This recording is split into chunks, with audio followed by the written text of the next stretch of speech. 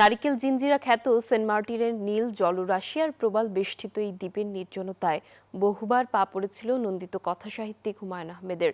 ব্যস্ত শহুরে জীবনের বাইরে প্রকৃতির কোলে তিনি খুঁজে পেয়েছিলেন গল্পের উপাদান, চরিত্র আর স্বপ্ন দেখার অনুপ্রেরণা। আজ তিনি বেঁচে নেই, তবে তার স্মৃতি আজও মানুষের মাঝে বাঁচিয়ে রেখেছে এই সাহিত্য পুরুষকে।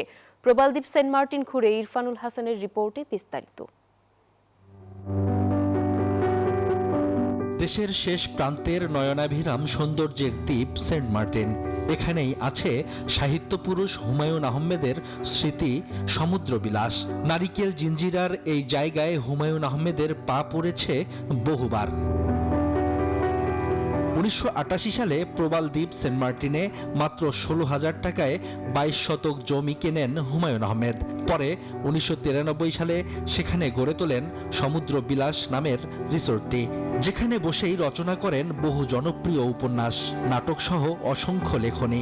আজকে বেঁচে নেই তিনি, তবে প্রতিদিন অসংখ্য মানুষ ছুটে আসেন তার এই ছোট্ট কুটির দেখতে।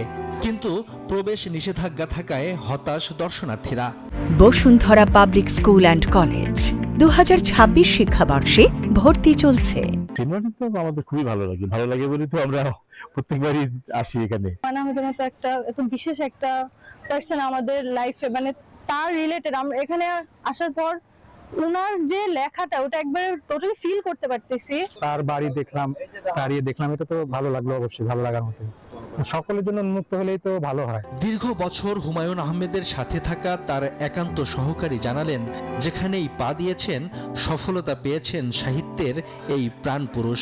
স্যার মানে যেমন বাচ্চাদেরকে নিয়ে ঘোরা খেলে, এরকম স্যার বলে বাচ্চাদেরকে নিয়ে এরকম খেলা করতো এখানে, এবং বিচে একটা বিচ্ছাতা নিয়ে ওই চেয়ার নিয়ে বসে ওখানে লেখালেখি করতো। টুরিস্ট পুলিশ বলছে, হুমায়ুন আহমেদের স্মৃতি বিজড়িত এই রিসোর্ট দেখতে আসা মানুষের ইচ্ছে পূরণে কর্তৃপক্ষ উন্মুক্ত করার সিদ্ধান্ত নিলে সর্বোচ্চ নিরাপত্তা দিতে প্রস্তুত তারা।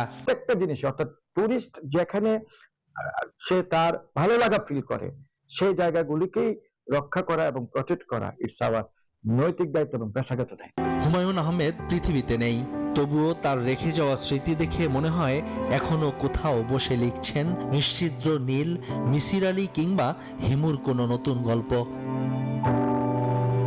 Desk report, news 24।